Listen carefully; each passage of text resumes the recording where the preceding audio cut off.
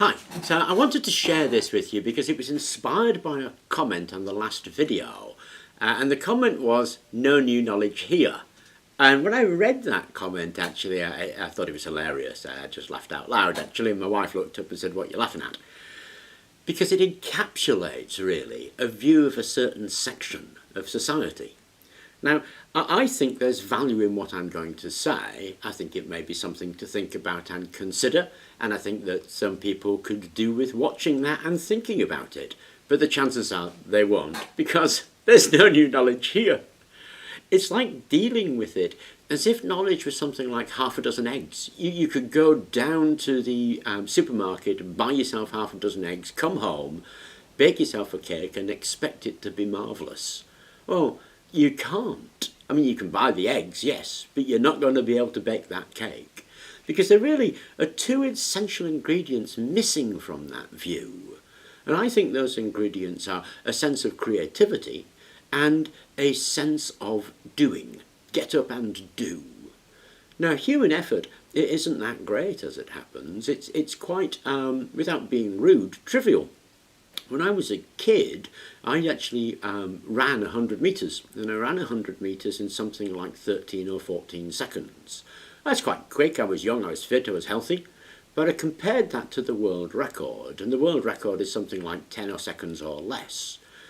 Now, those 3 seconds take years of training to acquire, and it's only 3 seconds. But that's the way human effort is. After 10 years of hard work, you'll gain 3 seconds. That's the way it is.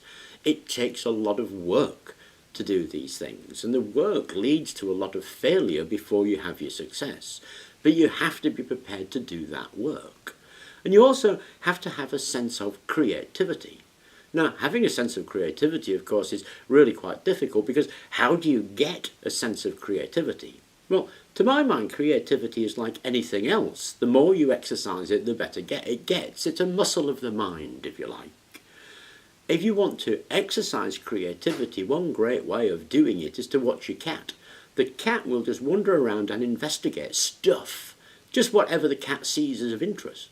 And it's the same kind of thing. You just have to investigate stuff, and then you never know what you come across. And when you look at what it is that you come across and think about it, you begin to develop that muscle of creativity. And that's really what it's all about. And that's what Pulling a Plasma TV was about. It's not about pulling a plasma TV. It's about looking, having a sense of there might be something interesting. I wonder, shall I have a look? Now, to illustrate that point, I've got this thing here. It's a Krups mini Nespresso coffee maker. It was in a bin. And I picked it up, and it was like unusually heavy for the size of it. I knew nothing about Krups mini espresso makers, absolutely nothing. But it weighed a little bit, and I thought I would have a look. So I brought it back to the lab and pulled it to pieces and got these bits out of it. Now, some of those bits, I have no idea what they are, because I'm no brighter than the guy next to me. All I have is that willingness to look and think about what may be done with it. That's all, really. Now, obviously, I've been doing that for a number of years, so my creativity, if you like, is reasonably well developed. At least in this sense, it's well developed. But out of that, I got some really interesting bits. This is a pump, as it happens. I didn't know that. I had to look it up, actually, by the part number and find out it was a pump. And I'm after a pump. A lot of people have been talking to me about doing flow batteries, and one of the key elements of a flow battery is a pump. And hey, presto, I've got a pump. I wasn't looking for it.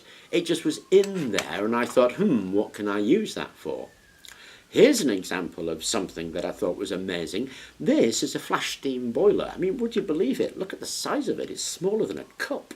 I have no idea what I'm going to do with that, but you immediately would think, well, how about running a steam engine? Maybe try a motorised bike or skateboard or something. It is bound to have a degree of failure. I'm bound to play with that for a number of days and not get anything out of it at all. That's part of the story. That kind of thing happens. But a fascinating piece of equipment, really. And again, I had to look into it to find out what it was about. This thing, believe it or not, is a flow meter. I couldn't believe that. I thought it was awesome. So I knew nothing about these things when I first picked that out of the bin, with no real expectation of it. took it apart, did a bit of research, found out what these things were just by looking, really, and then came up with ideas about how I could use that. Obviously, this is going to be an awesome one. I can see me using that, no problem at all. The next project, maybe. That one, that's got a load of interesting uses. I'm sure I can come up with something for that. I don't know what it's going to be, but I'm sure I'll come up with something. This one, well, I suppose I can use that to measure the flow rate of my battery. I don't know. So most of the time, I don't know what it is that I'm going to do with these things. I just give it a go and see. And that's a key issue to creativity. Give it a go and see. Now, a lot of people write to me saying that they don't have the money or the space or the time to do these things, and that's okay. Because there's lots of ways to build your creativity that aren't necessarily involved in this stuff. This stuff is just something I happen to have a bent for, an interest in, and do it for no other reason than I like doing it. That's the only reason. To develop that creativity, well, it's like having a door on the universe. There are lots and lots of doors, and any one of those doors that you go through will give you a view of the universe per se. So if you dance, play music, write poetry, paint pictures, do mathematics, it all doesn't matter. They're all different doors into the same world. If you open one of those doors, you'll find that your creativity expands like you wouldn't believe. Now, we are measuring success in life recently in terms of happiness. It was a long time being measured in terms of actual wealth, and it was discovered that mostly people weren't happy when they were rich. Wealth had nothing to do with happiness whatsoever.